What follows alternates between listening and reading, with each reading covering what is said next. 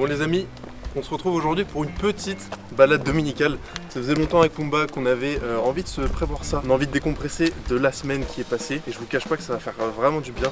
En plus, on va se faire une petite balade en forêt, voilà tout simplement. Je pense qu'on va partir sur ça. On va pas être trop embêté par les gens ici parce que je vous cache pas qu'en Normandie on est à peu près 50 tous les 100 000 m². Donc écoutez, on va être parti. Et puis voilà, on va laisser Pumba un petit peu renifler, sentir et puis voilà. Allez, la petite piste et on y go. Ouais, tu viens Pumba? Maintenant que t'as fait ta petite piste, c'est bon, on va pouvoir y aller. Marquer son territoire tous les 2 mètres là. C'est quoi ça? C'est un délire.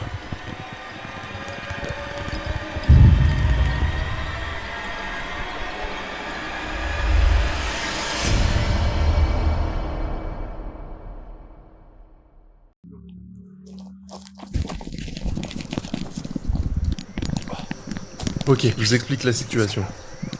10 ans après, je reviens à la traque du Pumbasaurus. Il faut faire attention, être à l'affût, et toujours rester sur ses gardes. C'est une bête très féroce et sans pitié. S'engager à sa poursuite est à vos risques et périls. J'entends du bruit, je dois être discret et me camoufler dans les feuillages.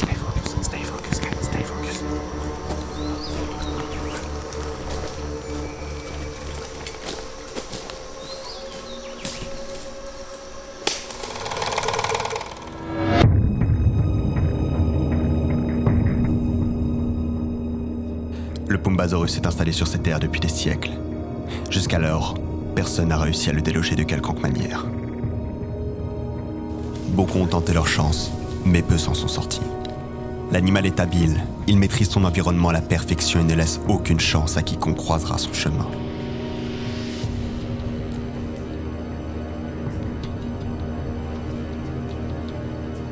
Notre aventurier va devoir user de malice et de sang-froid pour parvenir à se rapprocher de cette créature sans se jeter dans la gueule du loup.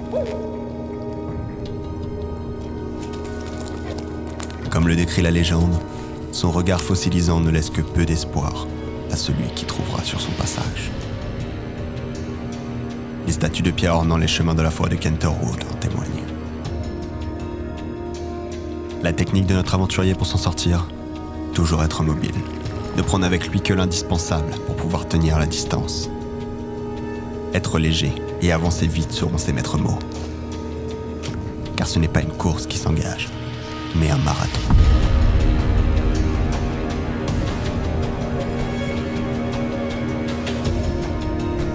Ok, on est ici clairement sur des traces de Pumbasaurus. Elles sont fraîches, je dirais d'une vingtaine de minutes. Il semblerait que l'on se rapproche du but et qu'il ne soit plus très loin. Il va falloir redoubler de vigilance. Il est bien connu pour sa malice et son caractère imprévisible. Il lui arrive très souvent de rebrousser chemin. Je vais donc repartir sur mes pas afin de ne pas tomber dans son piège.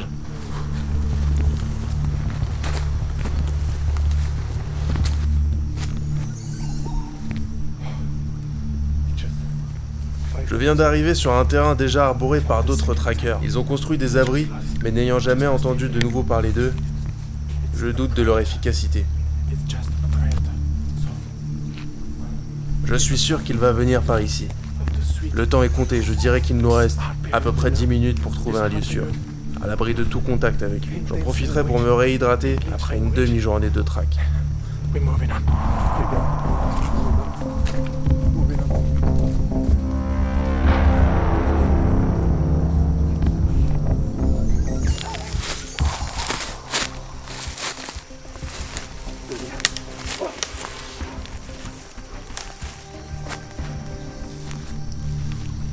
Il faut trouver l'endroit parfait. Avec le Pumbasaurus, vous n'avez pas le droit à l'erreur.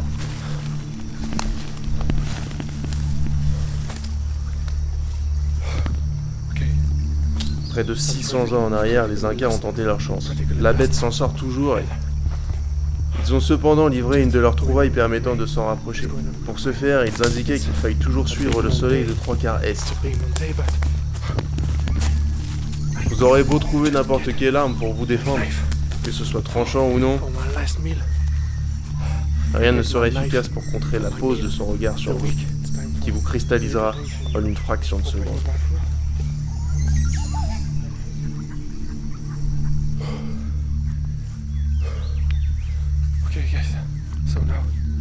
Je commence à fatiguer. Les heures passent et je ne sais pas si je vais réussir à m'en rapprocher. Il ne me reste que très peu d'eau. Je ne sais pas si je vais m'en sortir. J'espère que vous verrez ces images.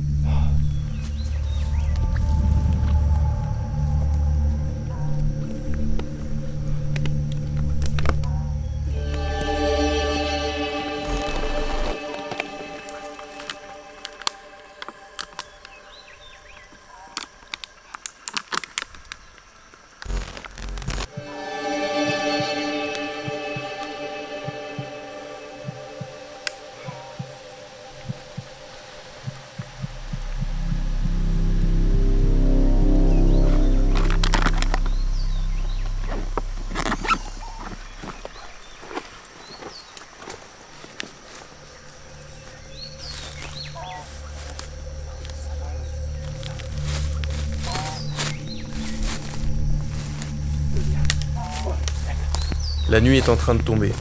Je n'ai maintenant plus le choix. Je dois coûte que coûte trouver... Oh, il est là. Oh, il est là. Oh, il est là, il est là, il est là. Je vais devoir trouver un moyen de ne pas croiser son regard.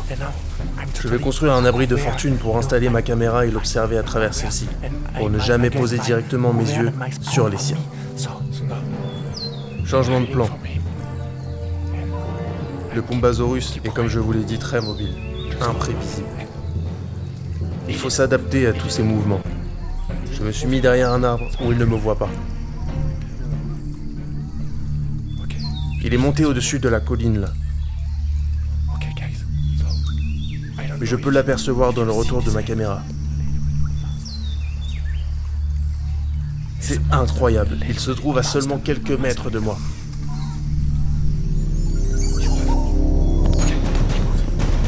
Oh putain. Il bouge. Vous allez pouvoir voir l'étendue des dégâts qu'il laisse sur son passage. C'est juste incroyable comment un si petit être peut faire de si grandes choses. On est en présence d'un véritable trou. Un fossé créé de par ses simples bonds sur le sol. C'est dire l'ampleur de sa force, au-delà de ses pouvoirs oculaires. Je vais devoir parer au plus pressé et me réfugier dans l'une des cabanes.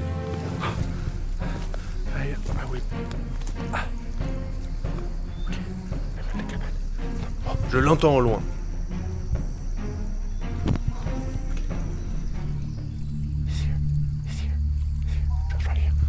Je l'aperçois. Je ne sais pas si vous pouvez le voir. Il n'est plus très loin de nous et semble être à la recherche de gibier venant se désaltérer. C'est fou, c'est juste fou.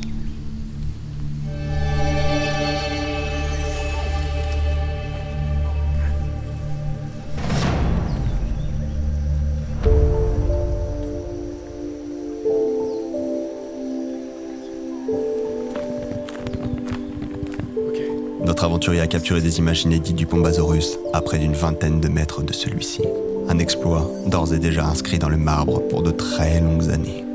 Il repart en direction de sa terre natale. Des souvenirs plein la tête et une performance jusqu'alors inégalée.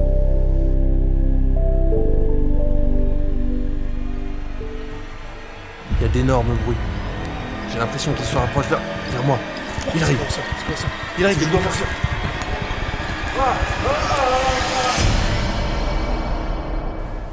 Ah ouais, non, laisse, j'ai dû rêver, je crois. Allez, viens, on y va.